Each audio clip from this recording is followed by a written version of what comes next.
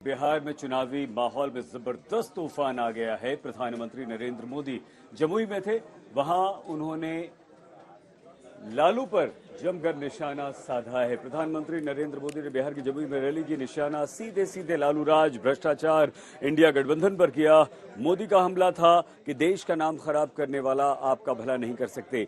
आज सारे भ्रष्टाचारी एक हो गए हैं, वो आपको फिर से लालटेन युग में ले जाना चाहते हैं। मोदी ने रेलवे घोटाले का उल्लेख किया और कहा कि भर्ती के नाम पर आपकी जमीन ले लेने वाले आपका कभी भला नहीं कर सकते।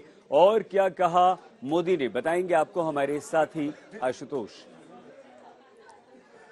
शुक्रिया आपका सही जी। चलिए, प्रधानमंत्री नरेंद्र मोदी ने किस तरह से विपक्ष पर कड़ा प्रहार किया है आपको बताते हैं। कांग्रेस ने देश का नाम खराब किया, जमुई से बोले हैं प्राइम मिनिस्टर नरेंद्र मोदी। कांग्रेस ने देश का नाम खराब किया है, आरोप लगाया है, काफी हमला बोला है तीव्र। बीजेपी खुशहाल बिहार चाहती है, इसलिए आपको बीजेपी को ही जिताना चाहिए, वहां से मंच से अपील की प्रधानमंत्री ने। कहते हैं बिहार जंगल राज का भुक्तभोगी रहा है, कई दशकों तक यहां की जनता ने ये भोगा है, देखा है। सारे भ्रष्टाचारी आज एक हो गए हैं, सिर्फ बीजेपी को हराने के लिए, एनडीए को हराने के लिए, प्रधानमंत्री नरेंद्र मोदी को हटाने के लिए। जिन्होंने लूटा है उन्हें लौटाना पड़ेगा, ये प्रहार किया है नरेंद्र मोदी ने जमुई के मंच से। और वहां पर नीतीश कुमार भी मौजूद थे। वो आपको लालटेन युग में ले जाना चाहते हैं, निशाना साध दिया है बिना नाम लिए आरजेडी पर, लालू यादव पर, क्योंकि चुनावी चिन्ह भी है। राम मंदिर ना बने इसके लिए ताकत लगा दी थी, पूरे विपक्ष ने एक साथ मोर्चा संभाला था। ये प्रधानमंत्री नरेंद्र मोदी का ताबड़तोड़ प्रहार बिहार जमुई से। क्या कहा है पीएम ने, आपको अब सीधा सुनवाते हैं। साथियों, आज देश के सारे भ्रष्टाचारी जो हमेशा एक दूसरे से लड़ते थे, एक दूसरे पर भ्रष्टाचार के आरोप लगाते थे, एक दूसरे को जेल में बंद करने की मांग कर रहे थे, अब वो सब मिलकर मोदी आया। साथियों, हमारी सरकार में राम मंदिर का 500 वर्ष पुराना सपना पूरा हुआ।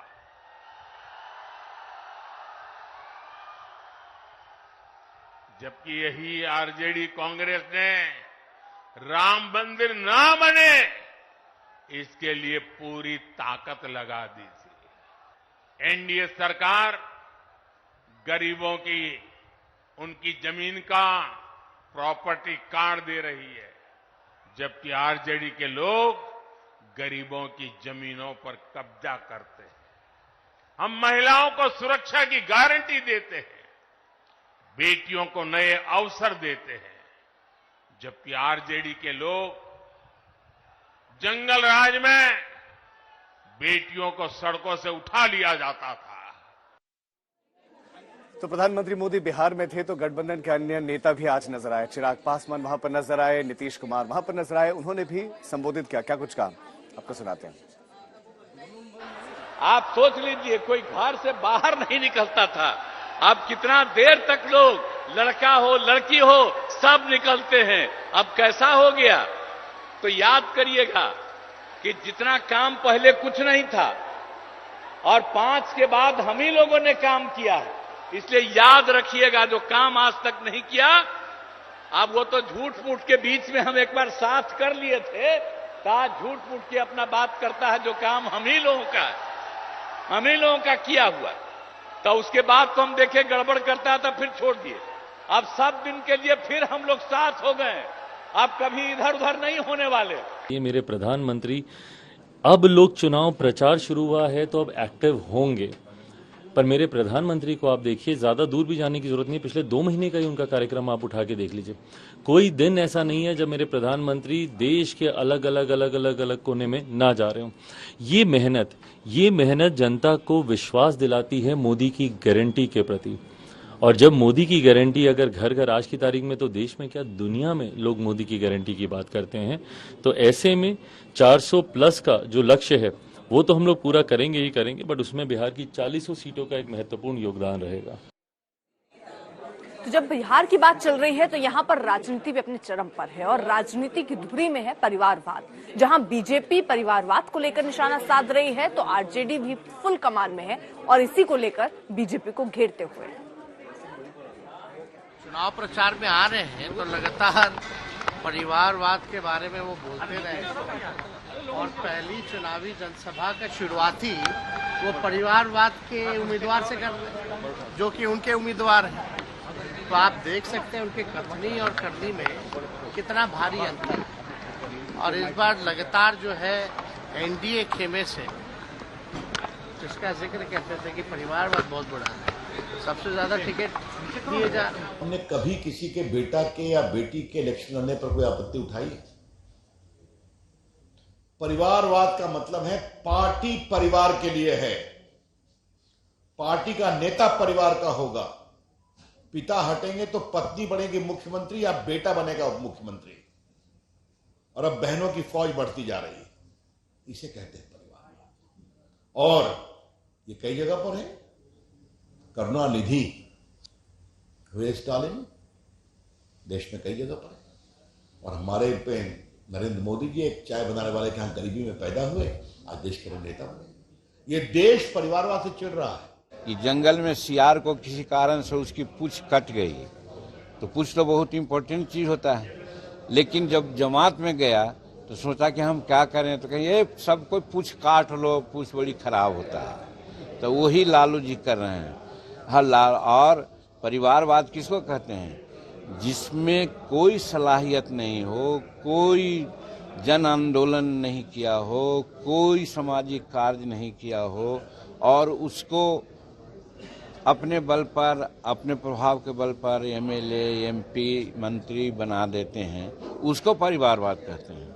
परिवारवाद उसको नहीं कहते हैं जो आंदोलन करके आता है, पापड़ बेल के आता है, 20 वर्ष राजनीति में रहता है, तब कोई पद प्राप्त करता है।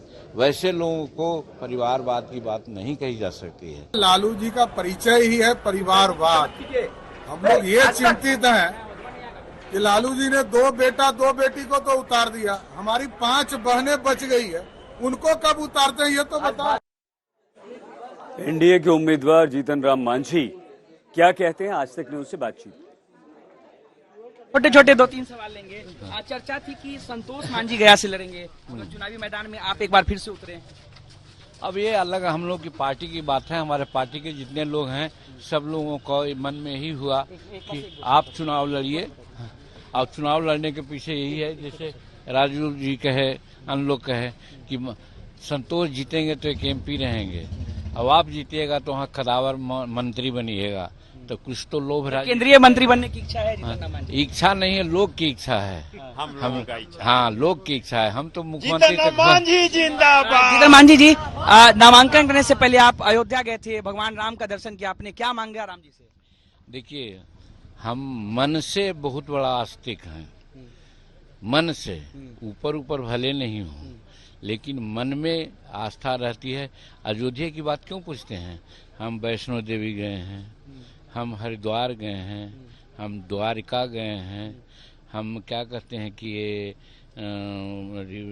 कामाख्या देवी के मंदिर देखने गए हैं, पूजा करने, हम जगन्नाथ मंदिर गए हैं, हम तिरुपति गए हैं, उसी में अयोध्या भी गए हैं, और वो यहाँ बनारस में भगवान शंकर के मूर्ति को भी देखने गए।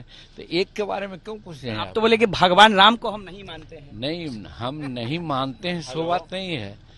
हम जिस रूप में लोग मानते हैं उस रूप में हम नहीं मानते, उनको दिल से मानते हैं। चलिए, जीत जीतन राम मांझी को सुन रहे